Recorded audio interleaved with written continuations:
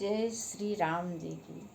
आप सभी के अंतस्थल में बसने वाले भगवान श्री राम जी से मेरा शत शत नमन है और भगवान श्री राम रूप में आप सबसे भी मेरा बार बार प्रणाम है। आइए हम लोग सुनते हैं श्री रामचरितमानस की वह कथा जिस जगह पर भगवान शिव जी पार्वती जी को सुना रहे हैं। अब प्रसंग है नारद जी का मोह और अभिमान। वही शिव जी कह रहे हैं पार्वती जी से कि सुर नर मुनि को नाहि जिहिन मोह माया प्रबल, अस विचारी मन माहि भजी महामायापति। पूरी कथा नारद जी की सुनाए पार्वती जी को। इसका विवरण पहले वाले वीडियो में किया जा चुका है। और फिर भगवान शिव जी कह रहे हैं कि ऐसा कोई नहीं है जो माया मोह के फंदे में न पड़ जाए। अपर हेतु सुनु शैल कुमारी, कहूँ विचित्र कथा विस्तारी। जहि कारण अज अगुण्य रूपा, ब्रह्म भयो कौशलपुर भूपा। भगवान शिव जी कह रहे हैं, हे गिरिराज कुमारी, अब भगवान के अवतार का दूसरा कारण सुनो। मैं उसकी विचित्र कथा विस्तार से कह रहा हूँ। जिस कारण से, ये नीचे की चौपाई जरा ध्यान दीजिएगा आप सभी लोग, कि जिस कारण से जन्म रहित अर्थात जो कभी जन्म न लेते हैं न उनकी मृत्यु होती है, निर्गुण जिनका कोई आकार नहीं है, कोई गुण नहीं है, और रूप रहित भी हैं, उनका कोई रूप नहीं है, अव्यक्त सच्चिदानंद घन ब्रह्म अयोध्यापुरी के राजा हुए। ऐसे भगवान, ऐसे ब्रह्म कैसे, जो जन्म रहित है, निर्गुण है, रूप रहित है, अव्यक्त सच्चिदानंद घन भगवान कैसे अवधपुरी के राजा हुए।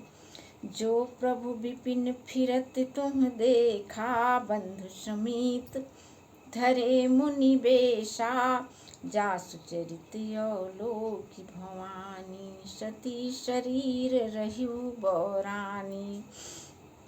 भगवान शिव जी कह रहे हैं कि जिन प्रभु श्री रामचंद्र जी को तुमने भाई लक्ष्मण के साथ मुनियों का सा वेश धारण किए वन में देखा था, और हे भवानी, जिनके चरित्र देखकर सती के शरीर में तुम ऐसी बावली हो गई थी कि अजहु न छाया मिटती तुम्हारी, तासु चरित सुन भ्रम रुजहारी।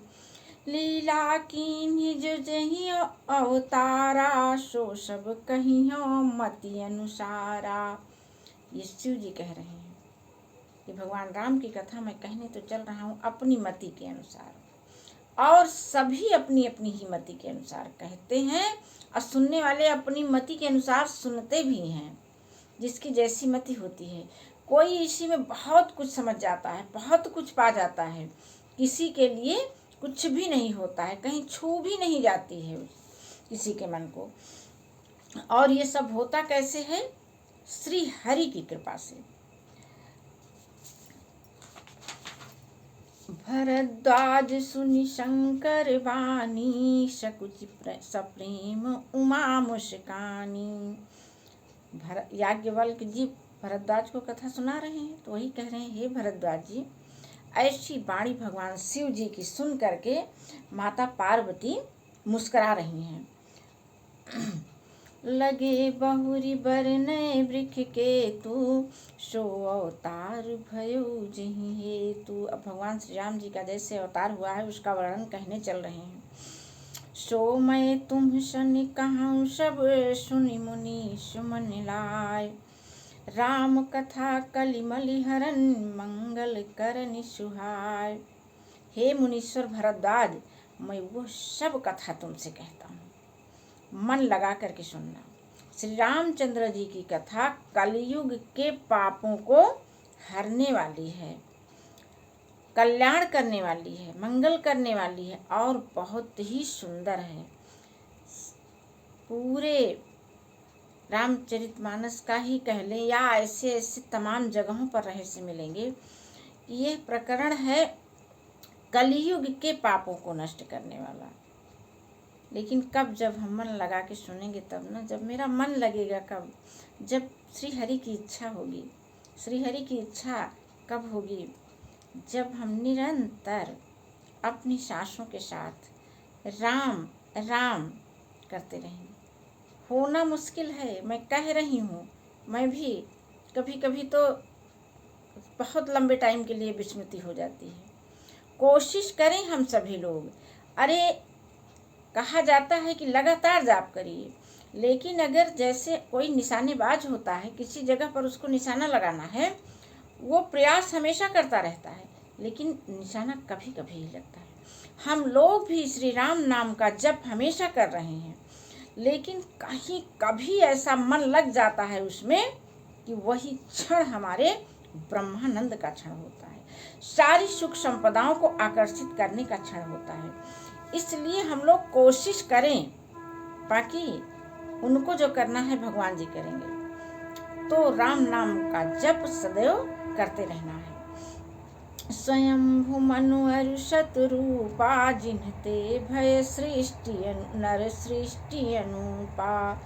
दंपति धर्म आचरण नीका, अजहु गाव श्रुति जिन्ह कैली का। अब मनु और शतरूपा की कथा कही जा रही है कि उनके मर्यादाओं का गान आज भी वेद पुराण कर रहे हैं। नृप उत्तान पाद सुत तासु, ध्रुव हरि भगत भयो सुत जासु। लघु सुत नाम प्रिय व्रत ताहि, वेद पुराण प्रशंसहि जाहि।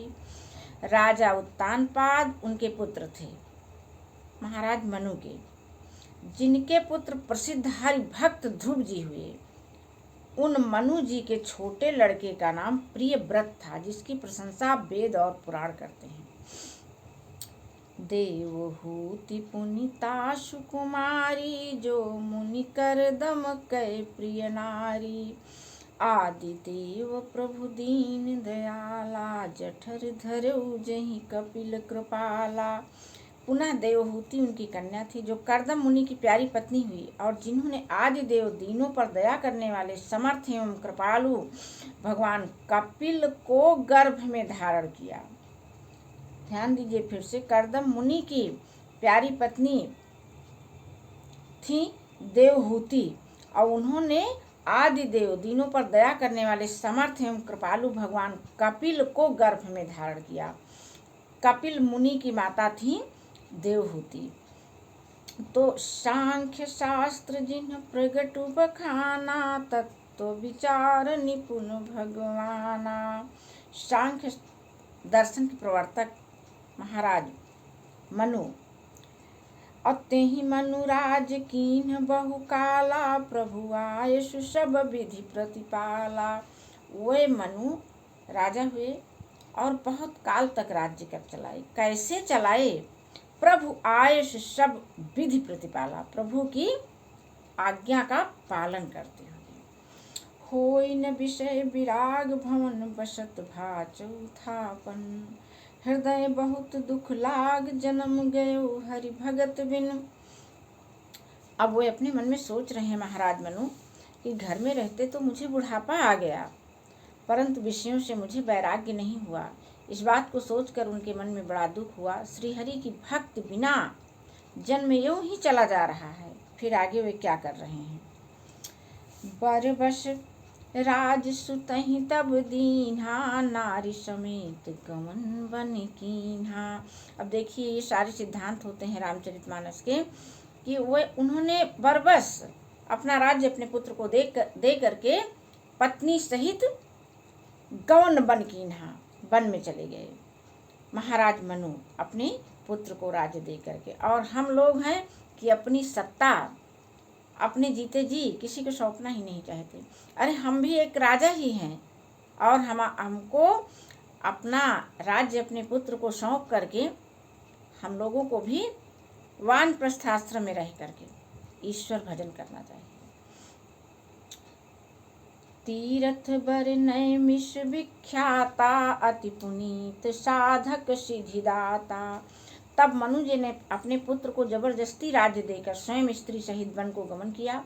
अत्यंत पवित्र और साधकों को सिद्धि देने वाला तीर्थों में श्रेष्ठ नैमिषारण्य प्रसिद्ध है। बसहि तहाँ मुनि सिद्ध समाजात, अतः ही हर्षि चलो मनु राजा। पंथ जात सोहहि मति धीरा, ज्ञान भगति जनु धरे शरीरा। वहाँ मुनियों और सिद्धों के समूह बसते हैं। राजा मनु हृदय में हर्षित होकर वहीं चले गए। वे धीर बुद्धि वाले राजा रानी मार्ग में जाते हुए ऐसे सुशोभित हो रहे हैं, अरे भगवान की शरण में जा रहे हैं, तप करने जा रहे हैं, सत्कर्म करने जा रहे हैं, सत्संग करने जा रहे हैं। तब उनकी शोभा का क्या कहना। उसी शोभा का वर्णन तुलसीदास जी ने देखिए कैसे किया है। क्या कह रहे हैं कि मानो ज्ञान और भक्ति ही शरीर धारण कर लिया हो। ज्ञान और भक्ति दोनों ने शरीर धारण कर लिया हो। पहुँचे जाई धीनुमति तीरा, हर्षि नहाने निर्मल नीरा। आए मिलन सिद्धि मुनि ज्ञानी, धर्म धुरंधर नृप ऋषि जानी। चलते चलते वे गोमती के किनारे जा पहुँचे। हर्षित होकर उन्होंने निर्मल जल में स्नान किया। उनको धर्म धुरंधर राजर्षि जान करके सिद्ध और ज्ञानी मुनि सब उनसे मिलने आ रहे हैं। बस क्या है, ईश्वर की आज्ञा का पालन उन्होंने किया। अपने सारे कर्तव्यों का जिम्मेदारी पूर्वक निर्वहन किया। उसी का प्रतिफल था कि सारे मुनि उनसे मिलने आ रहे हैं। जहाँ जहाँ तीर्थ रहे सुहाए, मुनि सकल सादर करवाए। कृष शरीर मुनि पटु परिधाना, संत समाज नीति सुनहि पुराना। जहाँ जहाँ सुंदर तीर्थ थे, मुनियों ने आदर पूर्वक सभी तीर्थ को उनको करा दिए। उनका शरीर दुर्बल हो गया था। वे मुनियों से वल्कल धारण करते थे और संतों के समाज में नित्य पुराण सुनते थे। पुराण सुनने का इतना बड़ा महत्व होता है, लेकिन हम लोग क्या है, इन पुराणों के शब्दार्थ को सुनते हैं। शब्दार्थ नहीं, इसके गूढ़ार्थ और भावार्थ को हमको जानना है। और वह गूढ़ार्थ भावार्थ हमको जब इसमें हमारी अनुरक्ति होगी तभी हमारी समझ में आएगा। 12 अक्षर मंत्र पुनि जपहि सहित अनुराग, वासुदेव पद पंकरुह दंपति मन अति लाग। 12 अक्षर मंत्र का जाप महाराज मनु कर रहे हैं।